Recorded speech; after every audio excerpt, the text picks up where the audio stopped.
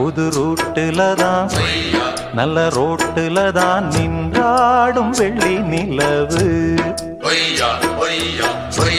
இந்த ராத்திரியில் ஒரு யாத்திரையில் பூவோடு காத்தும் வருது.